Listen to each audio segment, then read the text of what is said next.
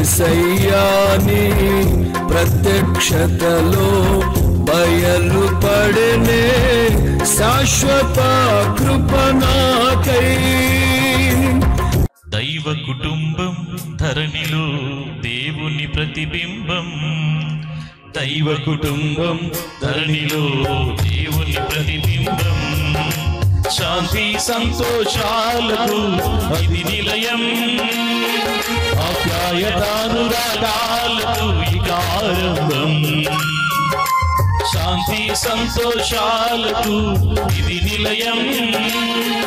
ఆప్యాయతానురాగాలకు ఇక ఆరంభం. విశ్వాసపు వాకిళ్ళు పరిశుద్ధతలో ఇళ్ళు. విశ్వాసపు వాకిళ్ళు పరిశుద్ధతలో ఇళ్ళు. ఆతిథ్యమిచ్చే వంటిళ్ళు వర్ధిల్లు నూరేళ్ళు. ఆతిథ్యమిచ్చే వంటిళ్ళు వర్ధిల్లు నూరేళ్ళు. దైవ కుటుంబపు సంతోషం కనివిని ఎరుగని ఆనందం. ఇది దైవ కుటుంబపు సంతోషం కనివిని ఎరుగని ఆనందం. దైవ కుటుంబపు సంతోషం కనివిని ఎరుగని ఆనందం. ఇది దైవ కుటుంబపు సంతోషం కనివిని ఎరుగని ఆనందం. దైవ కుటుంబం ధరణిలో దేవుని ప్రతిబింబం. దైవ కుటుంబం ధరణిలో దేవుని ప్రతిబింబం.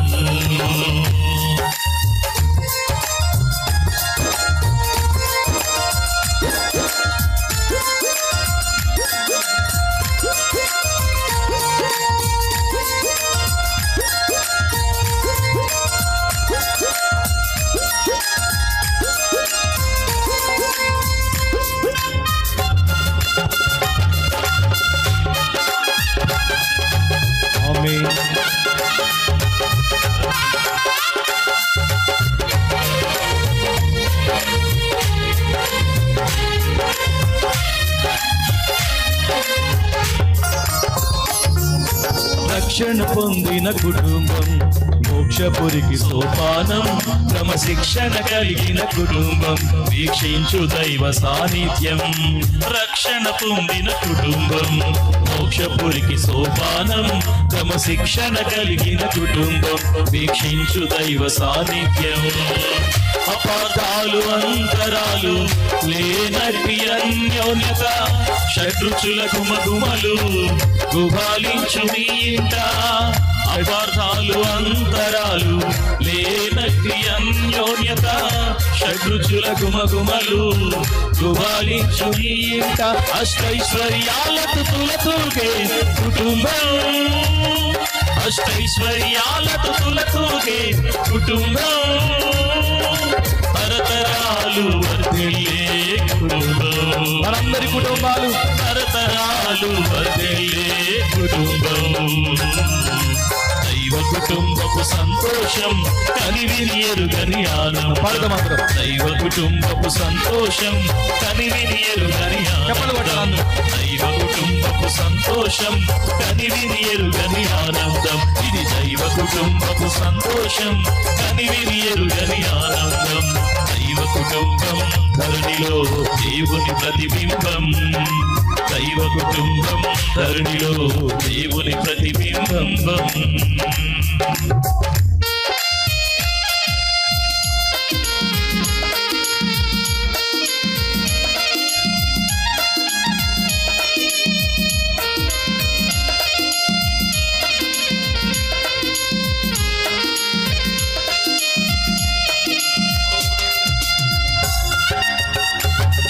దేవునికి మహిమ కలుగును గాక.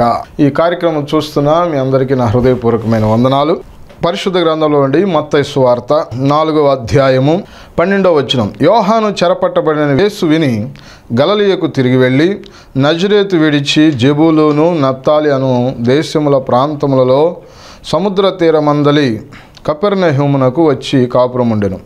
జెబూలూను దేశమును నప్తాలి దేశమును యోర్దానుకు ఆవలనున్న సముద్ర తీరమున అన్యజనులు నివసించు గలిలయయు చీకటిలో కూర్చుండి ఉన్న ప్రజలను గొప్ప వెలుగు చూచిరి. మరణ ప్రదేశములోను మరణ ఛాయలోను కూర్చుండి ఉన్న వారికి వెలుగు ఉదయించను అని ప్రవక్త అయిన యెషయా ద్వారా పలకబడినది నెరవేరినట్లు ఇలాగూ జరిగిను. చాలండి. పరిశుద్ధుడైన తండ్రి, చదవబడిన లేఖన భాగంలో నుంచి మాతో నీవు సూటిగా స్పష్టంగా మాట్లాడు. ఈ యొక్క కార్యక్రమాన్ని చూస్తున్న ప్రతి ఒక్కరిని పేరు పేరున దీవించి ఆశీర్వదించమని ప్రార్థన చేస్తున్నా. ఈ వాక్యము ద్వారా అనేక మంది జీవితాలలో వెలుగు కలుగునుగాక. అయా నాయన తండ్రి, అయా జీవితాలలో అవమానకరమైన పరిస్థితుల నుంచి వారు నాయన మహిమగల వారుగా వారు మార్చబడుదురుగాక. అటువంటి కృప దయచేయమని యేసు నామములో అడిగి వేడుకొంచున్నాము తండ్రి, ఆమేన్. ఇక్కడ చదవబడిన లేఖన భాగంలో మనం చూసుకున్నట్లయితే యేసు ప్రభు అప్పటి వరకు నజరేతులో ఉన్నట్లుగా మనం చూస్తున్నాం. నజరేతు నుండి ఇప్పుడు సముద్ర తీరమందలి ఆ జబూలూను నప్తాలి దేశములో ఆ ప్రాంతంలో ఉన్న కపెర్నహూముకు వచ్చి కాపురం ఉండెను అని రాయబడిన మాట మనం చదువుకున్నాం. ఇది ఎందుకు ఇలా జరిగింది అని అంటే అక్కడే మనకు సమాధానం ఉంది. ఏమనంటే యెషయా భక్తుడు ప్రవచించిన ప్రవచనము నెరవేర్పులో ఇదంతా జరిగిందని.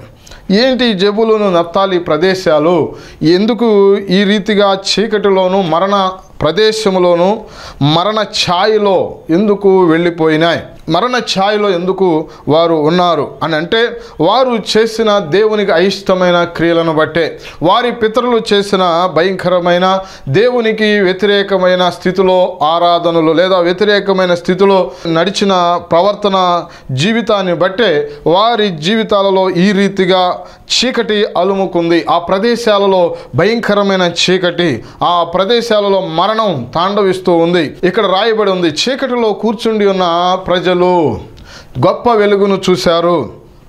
మరణ ఛాయలో మరణ ప్రదేశంలో ఉన్న వారికి గొప్ప వెలుగు ఉదయించెను అని రాయబడింది. ఎవరు ఆ వెలుగు అంటే యేసుక్రీస్తు ప్రభు. అందుకనే యోహాను సువార్త నిజమైన వెలుగు అని రాయబడి ఉంది. ఎవరి జీవితాలు అయితే చీకటిమయం అయ్యాయో వారి జీవితాలకు వెలుగు కావాల్సి ఉన్నది. ఆ వెలుగు యేసు ప్రభు. దేవునికి మహిమ కలుగును గాక. యెషయా గ్రంథము 9వ అధ్యాయము 1వ వచనం మనం చదువుకున్నట్లయితే, అయినను వేదన పొందిన దేశము మీద మబ్బు నిలవలేదు. పూర్వకాలమున ఆయన జబూలూను దేశమును నప్తాలి దేశమును అవమానపరచెను. అంత్యకాలమున ఆయన సముద్ర ప్రాంతమును అనగా యోర్దాను అద్దరిని అన్యజనుల గలిలయ ప్రదేశమును మహిమ గల దానిగా చేయుచున్నాడు. చీకటిలో నడుచు జనులు గొప్ప వెలుగును చూచుచున్నారు. మరణ ఛాయ గల దేశ నివాసుల మీద వెలుగు ప్రకాశించును. దాదాపు యేసు ప్రభు పుట్టక మునుపు 700 సంవత్సరాల క్రితం యెషయా భక్తుడు ద్వారా ఈ ప్రవచనము పలకబడుతుంది. అయితే ఇది యేసు ప్రభు కాలంలో ఇప్పుడు మనం చదువుకున్న మత్తయి సువార్తలో నెరవేరినట్లుగా మనం చూస్తూ ఉన్నాం. ఇక్కడ ఈ నప్తాలి దేశమును లేదా ఈ గలిలయ ఈ ప్రాంతం అంతా కూడా చీకటిలో కూర్చుండి ఉన్న ప్రజలు, మరణ ఛాయ కలిగిన ప్రదేశాలు అని ఇక్కడ రాయబడి ఉంది. చీకటి అంటే అవమానం. చీకటి అంటే ఏమండి భయంకరమైన వ్యాధులు, రోగాలు, దయ్యాలు, ఏమండి పీడించబడుతున్న ప్రజలు అక్కడ ఉన్నట్లుగా మనం ఆ తర్వాత చూడవచ్చు. రాజులు 2వ గ్రంథము 15వ అధ్యాయం. ఎందుకు ఇంత భయంకరమైన స్థితిలోనికి ఈ ప్రాంతాలు వెళ్ళిపోయినాయి చూడండి.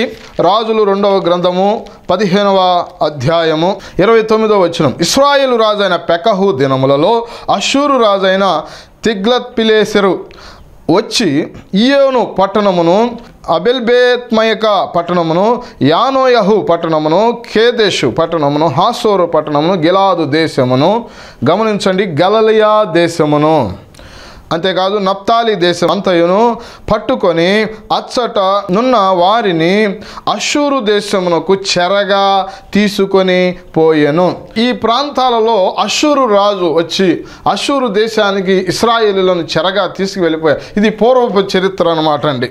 అప్పుడే యెషయా భక్తుడు ద్వారా వేదన పొందిన దేశము అని రాయబడుతుంది. వేదన పొందిన దేశం, అవమానపరచబడిన ఈ దేశం, ఈ నప్తాలి జబూలూను ఈ ప్రాంతాలు ఉన్న ఈ గలిలయ ప్రాంతం అంతా కూడా అవమానపరచబడిన దేశం,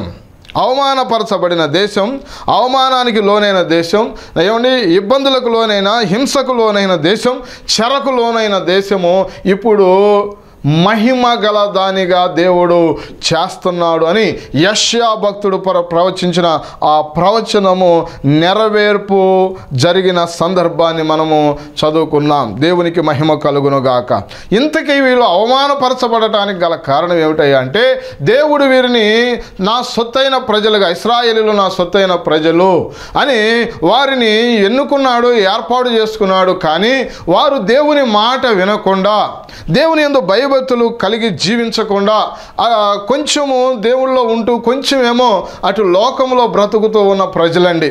వీళ్ళు ఎంత ప్రవక్తలను పంపించినప్పటికీ కూడా, ఎంతగా దేవుడు వారిని హెచ్చరించినప్పటికీ కూడా దేవుని మాటకు వారు లోబడకుండా, దేవుని యొక్క చిత్తము వారు చేయకుండా, వారిని సృష్టించిన సృష్టికర్త అయిన దేవాది దేవుని యొక్క మాట వినకుండా వారు ప్రవర్తించిన విధానాన్ని బట్టి దేవుడు అష్షూరు రాజుకి వారిని అప్పగించినట్లుగా, చెరకు వారిని పంపించినట్లుగా మనం చూస్తున్నాం. అందుకనే యెషయా గ్రంథంలోనే మనం చదివిన రీతిలో 9వ అధ్యాయంలో దేవుడు పూర్వకాలమున అనే మాట మనం అక్కడ గమనించవచ్చు అండి. పూర్వకాలమున ఆయన జబూలూను నప్తాలి ప్రాంతములను ఆయన ఏం చేశాడంటే అవమానపరచెను అనే మాట మనం చదువుతున్నాం.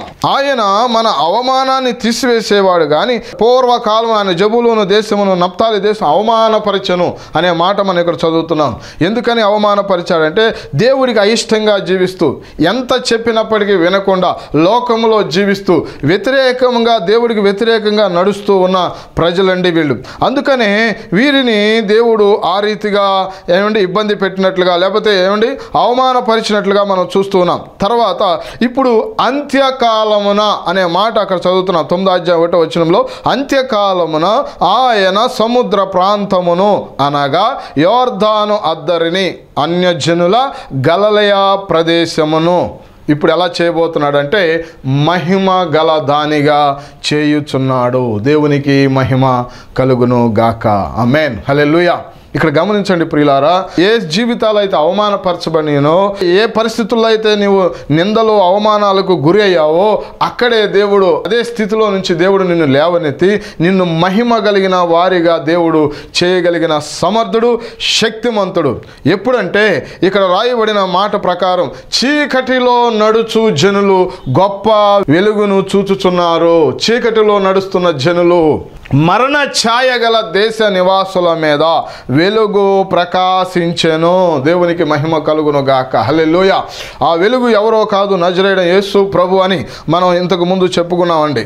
అలాగే మన జీవితాలలో కూడా అవమానము, నింద, లేకపోతే అనారోగ్య పరిస్థితులు, దెయ్యాల చేత పీడించబడుతున్న ఎలాంటి పరిస్థితుల్లోనూ ఉన్నప్పటికీ కూడా కొంతమంది కుటుంబాలలో మేము వెళ్ళినప్పుడు వారు చెబుతున్న మాటలు, మా బిడ్డలు మా మాట వింటలేదు.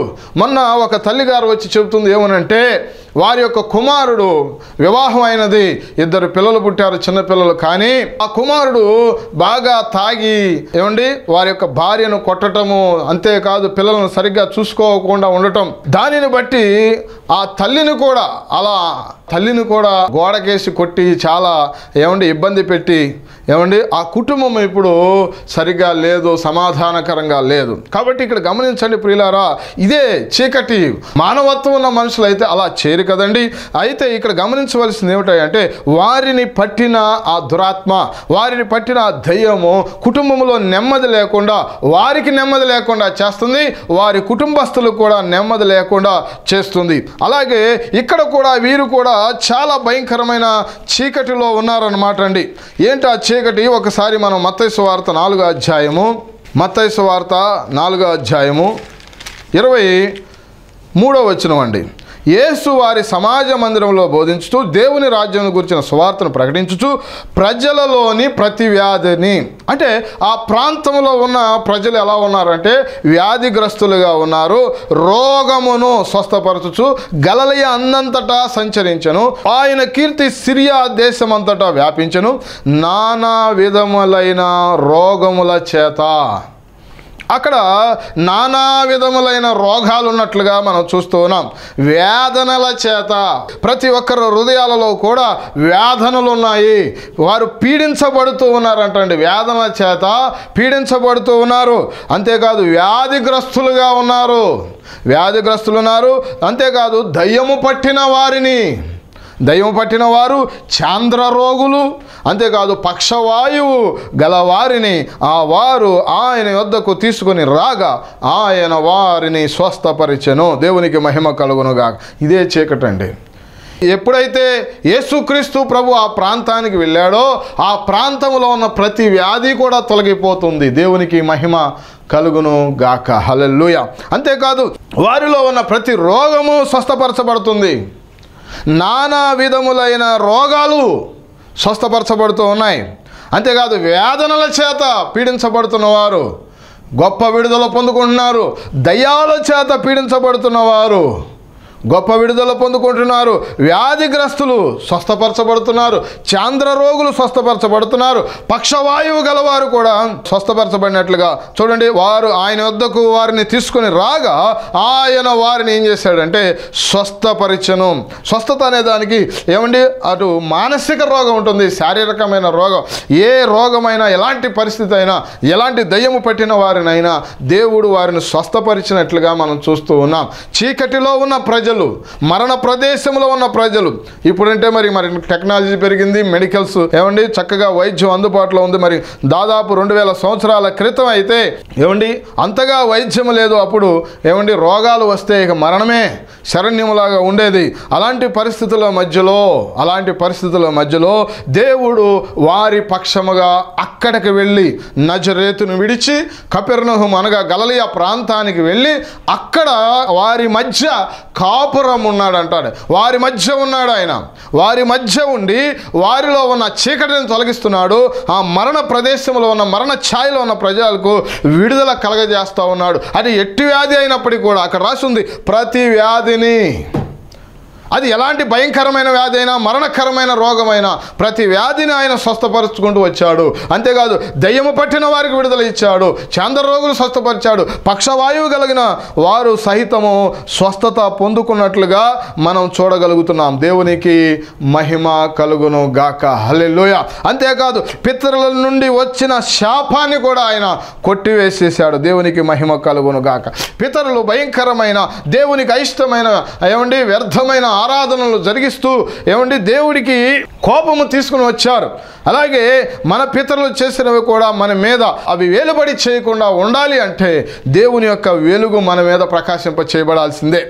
దేవుని యొక్క మహిమ మనను తాకాల్సిందే. దేవుడు ఈ లోకానికి వెలుగుగా వచ్చాడు. ఆ వెలుగును ఎవరైతే స్వీకరిస్తారో వారిలో ఉన్న చీకటి తొలగిపోతుంది. చీకటి అనగా ప్రతి రోగము, చీకటి అనగా ప్రతి వ్యాధి, చీకటి అనగా దయ్యపు శక్తులు, చీకటి అనగా నానా విధములైన రోగాలు, వ్యాధులు పీడించబడుతున్న వారు, ప్రతి విధమైన చీకటి తొలగిపోతుంది. అంతేకాదు వ్యసనాల చేత పీడించబడుతున్న వారికి విడుదల కలుగుతుంది. అంతేకాదు ఏమండి కుటుంబాల్లో నెమ్మది లేకుండా, సమాధానము లేకుండా చేస్తున్న దురాత్మ తొలగిపోతుంది. కొంతమందికి ఆలోచనలు అండి, వారికి ఉన్న బాధలను బట్టి, వారికి ఉన్న డిప్రెషన్ బట్టి, వారికి ఉన్న సమస్యలను బట్టి, ఆ ఒత్తిడిని తట్టుకోలేక కొంతమంది వారు చెప్పగా మేము ఉన్నామండి. ఏమనంటే నువ్వు చనిపో, నువ్వు ఎవరికి కూడా ఉపయోగం లేదు, నువ్వు వ్యర్థంగా బ్రతుకుతున్నావు, నువ్వు బతికుండి ఎవరికి ఉపయోగం, నువ్వు చచ్చిపో అని వారిని ప్రేరేపించే ఆ దురాత్మ మరణాంధకారమైన పరిస్థితి, మరణకరమైన ప్రదేశం. ఎందుకనంటే అటు కుటుంబంలో నెమ్మది లేకుండా చేస్తూ, లేదా అప్పుల బాధలు అవ్వచ్చు, లేకపోతే ఏదైనా సమస్యలు అయి ఉండవచ్చు, కానీ వారిలో ప్రేరేపించే ఆ దురాత్మ కూడా తొలగించబడింది. దేవునికి మహిమ కలుగును గాక. హల్లెలూయా. కాబట్టి అలాంటి వారు కూడా విడిపించబడినట్లుగా, అలాంటి వారు కూడా రక్షించబడినట్లుగా, అలా ఎంతోమంది ఆత్మహత్య దాకా వెళ్ళిన వారు సహితము యేసుక్రీస్తు స్వరాన్ని విని, యేసుక్రీస్తు దేవుడు వారిని ఏమండి వెనక్కి రప్పించగా అనేక సాక్ష్యాలు కూడా మనం వింటూ వస్తున్నాం. దేవునికి మహిమ కలుగును గాక. హల్లెలూయా. ఎందుకంటే మరణానికి ప్రేరేపించే దురాత్మలండి, ఆత్మహత్యకు ప్రేరేపించే దురాత్మలండి. చీకటిలోనూ మరణాంధకారమైన మరణ ప్రదేశంలోనూ కూర్చుండవారు ఏం చూశారంటే గొప్ప వెలుగును చూశారు. దేవునికి మహిమ కలుగును గాక. వాళ్ళు ఎక్కడ నడుస్తున్నారంటే చీకటిలో నడుస్తున్నారంట. వాళ్ళు ఎక్కడ ఉన్నారంటే మరణ ప్రదేశంలో ఉన్నారంట. ఇక చావే శరణ్యం, ఇక మాకు గతి లేదు, మాకు ఇంకా భవిష్యత్తు లేదు అని ఎవరైతే ఆలోచన చేస్తున్నారో, ఇదిగో మీకు ఒక శుభవార్త. యేసుక్రీస్తు మీ ప్రతి పరిస్థితిని కూడా మార్చగలడు. నమ్మితే, నువ్వు నమ్మగలిగితే దేవుడు నీ పరిస్థితిని అంతటిని మార్చగలిగిన సమర్థుడై ఉన్నాడు, శక్తిమంతుడై ఉన్నాడు. ఆయన తప్ప వేరొక దిక్కు ఈ లోకంలో ఏది లేదండి. ఈ జెబులూను నప్తాలి ప్రాంతాలు యేసుక్రీస్తు వెళ్ళక మునుపు చీకటిలో ఉన్నాయి. యేసుక్రీస్తు వెళ్ళక మునుపు మరణాంధకరమైన ప్రదేశాల్లో ఉన్నాయి. యేసుక్రీస్తు ఎప్పుడైతే ఆ ప్రాంతాలకు వెళ్ళాడో ఆ ప్రాంతాలన్నీ కూడా వెలుగుమయం అయిపోయినాయి. దేవునికి మహిమ కలుగును గాక. ఆ ప్రాంతంలో ఉన్న దుష్ట శక్తులన్నీ కూడా కాల్చివేయబడి, ఆ ప్రాంతంలో ఉన్న ప్రతి వ్యాధి కూడా తొలగించబడింది. అలాగే యేసుక్రీస్తుని నీ కుటుంబంలోనికి నువ్వు ఆహ్వానిస్తే, నీ హృదయంలోనికి నువ్వు ఆహ్వానిస్తే, నీ బిడ్డల జీవితంలోనికి రమ్మని ఆయనను నీ కుటుంబంలోనికి రమ్మని అంటే ఆయన తప్పనిసరిగా నీ జీవితంలోనికి రావటానికి ఆయన సిద్ధముగా ఉన్నాడు. దేవునికి మహిమ కలుగును గాక. జక్కయ్య ఇంటికి వెళ్ళాడండి యేసుక్రీస్తు. జక్కయ్యలో ఉన్న చీకటి మొత్తం తొలగిపోతుంది. ఏంటి ఆయనలో ఉన్న చీకటి? అన్యాయం, మోసం అనే చీకటి. అంతేకాదు ఇతరుల సొమ్మును అన్యాయంగా దోచుకునే మనస్తత్వం, అది కూడా చీకటే. కాబట్టి ఆలోచన చేయండి ప్రియులారా. యేసు ప్రభు వెళ్ళి ఆ కుటుంబంలో జక్కయ్య ఇంట్లో కూర్చున్నాడు. జక్కయ్యలో ఉన్న చీకటి కోట తొలగిపోయి ఆ వ్యక్తికి మారు మనసు అనుభవంలోనికి నడిపించబడ్డాడు. అప్పుడు యేసు ప్రభు అన్నాడు, ఇతను కూడా అబ్రహాము కుమారుడే, నేడు ఈ ఇంటికి రక్షణ వచ్చి ఉన్నది అని. దేవునికి మహిమ కలుగును గాక. యేసుక్రీస్తు ప్రభుని నీ హృదయంలో నువ్వు చేర్చుకోగలిగితే నీ హృదయంలో ఉన్న చీకటి తొలగిపోద్ది, నీ హృదయంలో ఉన్న వ్యాధం తొలగిపోద్ది, నీ హృదయంలో ఉన్న సమస్యలు తొలగిపోతాయి, నీ హృదయంలో ఉన్న ఆ ఒత్తిడి, ఆ మానసికమైన సంఘర్షణ తొలగిపోయి నీ హృదయానికి నెమ్మది, సమాధానము, శాంతి ఆయన అనుగ్రహించే దేవుడై ఉన్నాడు. అందుకే అంటాడు, ఆయన ప్రయాసపడి భారము మోయుచున్న సమస్త జనులారా నా యొద్దకు రండి, నేను మీకు విశ్రాంతి కలగజేస్తానని ఆయన చెప్తూ ఉన్నాడు. దేవునికి మహిమ కలుగును గాక. నెమ్మది లేక, సమాధానం లేక, రోగాల చేత, లేకపోతే స్వస్థత లేక, పిల్లలు కలిసి రాక, కుటుంబంలో నెమ్మది లేక కుటుంబిట్టాడుతున్నారా? లేకపోతే భవిష్యత్తు ఏమిటో భయంగా ఉందా? భవిష్యత్తు ఏమవుతుందో, పిల్లల పరిస్థితి ఏమవుతుందో, కుటుంబ పరిస్థితి ఏమవుతుందో, ఈ అప్పులు ఎలా తీర్చబడతాయో, ఈ పరిస్థితులు ఎలా మార్చబడతాయో అని భయపడుతున్నారా? మీ చీకటిలో ఉన్న చీకటి ప్రదేశం అంతటిని కూడా దేవుడు వెలుగుమయంగా, ఇక్కడ రాయబడి ఉంది, జెబులూను నప్తాలి ప్రాంతాలనంట ఆయన మహిమ గల దానిగా మార్చాడు. దేవునికి మహిమ కలుగును గాక. హల్లెలూయా. దేవుడు నిన్ను ఆ చీకటిలోంచి బయటకు విడిపించి 4:18 యేసు గలిలయ సముద్ర తీరమున నడుచుచుండగా పేతురు అనబడిన సీమోను అతని సహోదరుడైన ఆంద్రేయ అను ఇద్దరు సహోదరులు సముద్రంలో వలవేట చూచెను. ఇక్కడ ఇదే చీకటి ప్రాంతంలో, ఇదే గలిలయ ప్రదేశంలో పేతురుని, ఆంద్రేయ ఇంకా కొంతమంది శిష్యులను చూసి నా వెంబడి రండి, మనుషులు బట్టి జాలరుగా చేస్తానని అదే చీకటి మరణాంధకార ప్రదేశంలో నుంచి వారిని తన పరిచర్య కొరకు ఏర్పాటు చేసుకుని లోకానికి వెలుగుగాను భూమిని తలకిందులు చేయవారుగాను దేవుడు వారిని వాడుకున్నాడండి. దేవునికి మహిమ కలుగును గాక. ఇప్పుడు యేసుక్రీస్తు నీ గృహంలోనికి వస్తే, యేసుక్రీస్తు నీ హృదయంలోనికి వస్తే నువ్వు ఒక్కదాని ఆశీర్వించబడటం కాదు, నీ కుటుంబం మాత్రం ఆశీర్వించబడటం కాదు, నువ్వే ఆశీర్వాదకరంగా, నువ్వే మహిమ గల దానిగా, మహిమ గలవాడుగా మార్చబడతావు. దేవునికి మహిమ కలుగును గాక. హల్లెలూయా.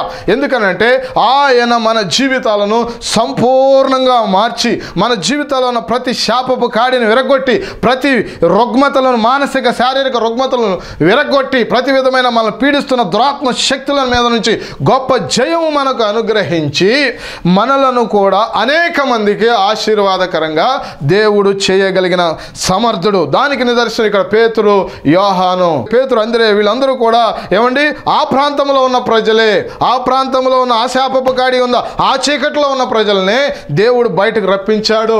నిన్ను కూడా పిలుస్తున్నాడు దేవుడు. దేవుడు తన నామ మహిమార్థమై వాడుకొనటానికి. దేవునికి మహిమ కలుగునుగాక. ఇప్పుడున్న పరిస్థితులను చూసి నువ్వు అసలు ఏ విషయంలో కూడా నువ్వు భయపడాల్సిన పని లేదు.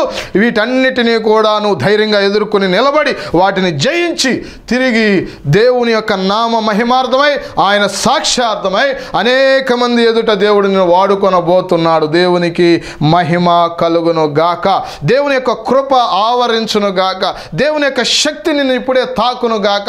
దేవుని యొక్క ఆత్మ అభిషేకం దేవుడు ఇప్పుడే నీకు అనుగ్రహించబడును గాక.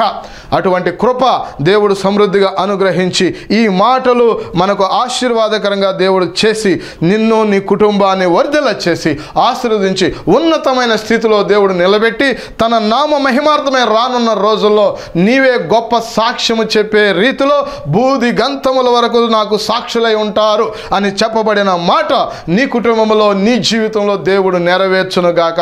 అటువంటి కృప దేవుడు నీకు అనుగ్రహించి మీ కుటుంబాలకు అనుగ్రహించి ఈ కార్యక్రమం చూస్తున్న ప్రతి ఒక్కరిని అట్టి రీతిగా దేవుడు వాడుకొని చీకటిలోను మరణాంధకారంలోను ఉన్న ప్రదేశంలో ఉన్న మిమ్ములను మహిమగలమైన వారిగా మార్చి అనేక మందికి ఆశీర్వాదకరంగా నిలబెట్టును గాక.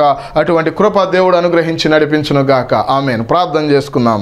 మహోన్నతుడా, పరిశుద్ధుడా, సర్వాధికారి, సర్వశక్తిమంతుడా, నీ ఘనమైన అద్వితీయమైన అతి శ్రేష్టమైన నామబడి వందనాలు. ఇప్పుడు వరకు విన్న ప్రతి వాక్యము ప్రతి మాట అది నీవు పలికిందని ప్రతి ఒక్కరు గ్రహించి ఆ మాటకు లోబడి నేను ఆ మాటను స్వీకరించి వారి హృదయాల్లో నిన్ను చేర్చుకుని, వారి కుటుంబాల్లో నిన్ను చేర్చుకుని, వారి వ్యాపారాల్లో నిన్ను చేర్చుకుని, వారి జీవనోపాధులు నిన్ను చేర్చుకుని, ప్రభు వారి వ్యవసాయంలో నిన్ను చేర్చుకుని, అయ్యా ఆ ప్రాంతాలను వారు ఉంటున్న ప్రదేశాలను చీకటిగా ఉన్న ప్రదేశాలను మహిమగలవైనగా మార్చమని ప్రార్థన చేస్తున్నాం. అయా మరణాంధకరమైన ప్రదేశాలను మరణ ప్రదేశాలను అయా జీవము కలిగిన రీతిలో అయా మహిమగలమైనగా మార్చబడినట్లుగా అయా ఎప్పుడైతే నువ్వు వెళ్ళి అదిగో ఆ జబూలు నప్తాలి ఆ గలిలయ ఆ ప్రాంతాలలో అయా మరి నాయనా తండ్రి నువ్వు ఎప్పుడైతే ఆ ప్రదేశాలకు వెళ్ళావో చీకటిలో నడుచుతున్న జనులు గొప్ప వెలుగును చూశారన్నట్లుగా ప్రభా అయా ఈ వాక్యం వింటున్న ప్రతి ఒక్కరి హృదయాల్లో కూడా మీరు కార్యము జరిగించండి. పరిశుద్ధాత్మదేవా వారి గృహాల్లోనూ కార్యం జరిగించు, వారి హృదయాల్లోని కార్యం జరిగించు, వారి బిడల జీవితాల్లో కార్యం కుటుంబంలో కార్యం జరిగించు, నీ రక్షణ కార్యం జరిగించు, నీ ఆత్మ కార్యం జరిగించు, ప్రతి వ్యాధిని తొలగించు, ప్రతి రుగ్మతను తొలగించు, ప్రతి దయ్యపు శక్తులు వారిని పీడిస్తున్న దయ్యపు శక్తులు యేసు క్రీస్తు నామములో వదిలి పొమ్మని ఆజ్ఞాపిస్తూ ఉన్నా. అయా నీ కృపలో వారిని భద్రపరచున. ఈ ప్రార్థనలు ఏకీభవిస్తూ ప్రతి ఒక్కరిని దీవించండి, ప్రతి ఒక్కరి పట్ల గొప్ప కార్యాలు జరిగించండి, గొప్ప సాక్ష్యాలు వారి నోటి ద్వారా మేము విందుము గాక. అటువంటి కృప ఆవరించును గాక నాయన. అద్భుతాలు జరుగును గాక. ఎవరైతే ఆత్మహత్య ప్రేరేపిస్తున్న దురాత్మను కూడా యేసు క్రీస్తు నామములో బంధిస్తున్నా అయా నీ కృపలో భద్రపరిచి నడిపించి మేలుతో తృప్తిపరచమని అయా నీకే వందనాలు. ఈ వాక్యము నాయన అనేక మందికి ఆశీర్వాదకరంగా, అనేక మందికి దీవెనకరంగా, అనేక మంది నీ వైపు తిప్పే సాధనంగా వాడబడినట్లుగా, అనేక మంది హృదయాలు నీ వైపు ఆకర్షించబడినట్లుగా, అనేక మంది నీ సాక్షార్థమై బూది గంతముల వరకు నిలబడి అయా నాయన నా జీవితంలో నా దేవుడు నా ప్రభు నా యేసు ప్రభు ఇంత అద్భుతాలు చేశారని వారే బలమైన సాక్ష్యాలు పంచుకునే కృప అనుగ్రహించబడును గాక. అయా ఈ పరిచర్య ద్వారా ఈ టీవీ కార్యక్రమం ద్వారా అనేక మంది కుటుంబాలకు అనేక మంది జన సమూహమునకు అయా ఆ తర్వాత అక్కడ రాయబడి ఉంది ఆ బహుజన సమూహము నిన్ను వెంబడించారన్నట్లుగా ప్రభా అనేక మంది నాయన అయా జనములు నీ వెలుగునకు పరిగెత్తుకుని వస్తారన్నట్లుగా ప్రభా వారిని వెలుగుమయంగా చేయండి. అయా వారు వెలుగుతూ ఉండగా అనేక మంది వారి వెలుగునకు నీ వద్దకు పరిగెత్తుకుని వచ్చే బిడ్డలుగా ఉండటానికి సహాయం చేయండి. ఆశీర్వాదకరంగా మహిమగలమైన వారుగా వాడుకొని నీ మహిమతో వారిని మంటి ఘటంలో మహిమైశ్వర్యం నింపిన దేవుడు నాయన అయా నీ బిడ్డలను బలపరిచి నడిపించమని, ఎవరిని కూడా కృంగిపోనివద్దు, ఎవరిని కూడా నిరాశ నిస్పృహలో ఉన్న ప్రజలను సైతం కృంగిన వారిని లేవనెత్తగలిగిన దేవుడు, పడిపో వారిని ఉద్ధరించగలిగిన దేవుడు గనక ఆయన వారిని ఉద్ధరించండి, బలపరచండి, నిలబెట్టండి, నీ నా మహిమార్థమే వాడుకోనమని ఈ కార్యక్రమం అనేక మందికి ఆశీర్వాదకరంగా సహాయం చేయమని యేసుక్రీస్తు దివ్య నామములో ఈ పరిచర్య నానాటికి బలాభివృద్ధి పొంది ఆశీర్వదించబట్ట సహాయం చేయమని యేసు నామములో అడిగి స్తుతించి గణపరిచి వేడుకొంచున్నాము తండ్రి. ఆమేన్ ఆమేన్ ఆమేన్. అందరికీ వందనాలు. God bless you all. నూతనంగా మరొక ద్వారం దేవుడు తెరిచాడు. అదేమిటంటే పెడన్లో నూతనంగా పరిచర్య ప్రారంభించడానికి దేవుడు ద్వారం తెరిచాడు. అందుని బట్టి దేవుడికి ఎంతగానో కృతజ్ఞతాస్తుతులు స్తోత్రాలు చెల్లిస్తున్నాను. ప్రతి ఆదివారము ఉదయం 9 గంటలకు ఆరాధన జరుగుతుంది. కావున మీకు తెలిసిన వారు ఎవరైనా మరి ఆ ప్రాంతంలో ఉన్నట్లయితే మీ బంధువులు కానీ రక్త సంబంధులు కానీ ఎవరున్నప్పటికీ కూడా తెలియపరచండి. పెడనలో ప్రతి ఆదివారం ఉదయం 9 గంటలకు ఆరాధన జరుగుతుంది. ఈ ఆరాధనలో మాతో కలిసి ఆరాధించడానికి మీ అందరినీ ప్రేమపూర్వకంగా ఆహ్వానిస్తున్నాం. ఈ పరిచర్యలో ప్రస్తుతానికి లేళ్లగరువు, గూడూరు, వడ్లమన్నాడు ప్రాంతాలలో మరి చక్కగా దేవుని యొక్క పరిచర్య జరుగుతుంది 3 గ్రామాల్లో. మరి లేళ్లగరువు నుండి సుమారు 100 కిలోమీటర్ల దూరం మరి బాపట్ల జిల్లా కర్లపాలెం అనే గ్రామంలో దేవుడు చూపించిన దర్శనాన్ని బట్టి మరి నూతనంగా పరిచర్య ప్రారంభించడానికి దేవుడు సహాయం చేశాడు. మధ్యాహ్నం 2 గంటలకు అక్కడ ఆరాధన జరుగుతుంది. ఒకవేళ మీకు అక్కడ తెలిసిన వారు ఎవరైనా ఉంటే తెలియపరచండి. మరి అలాగే ప్రతి ఒక్కరూ కూడా ఈ పరిచర్య కోసం ప్రార్థించమని, ఈ నూతన బ్రాంచ్ ద్వారా అనేక మంది రక్షించబడినట్లుగా, ఈ పరిచర్య ఇంకను శాఖోపశాఖలుగా విస్తరించినట్లుగా మీ అందరూ ప్రార్థించవలసిందిగా ప్రభు పేరిట మనవి చేస్తూ, ఈ విషయాన్ని మీకు తెలియపరచడానికి ఎంతగానో దేవుని స్తుతిస్తూ సంతోషిస్తూ మీ అందరికీ కృతజ్ఞతలు తెలియజేస్తూ ఈ విషయం మీ ప్రార్థనలో జ్ఞాపకం చేసుకోవాల్సిందిగా ప్రభు పేరిట మనవి చేస్తూ ఉన్నాను. దేవుడు అందరికీ వందనాలు. కమ్మిలా బేతేలు ప్రార్థనా మందిరం, లేలగారువు గురూరు మండలం, Krishna district, Andhra Pradesh. Pin code 521366. మా ఫోన్ నెంబర్ 78427111.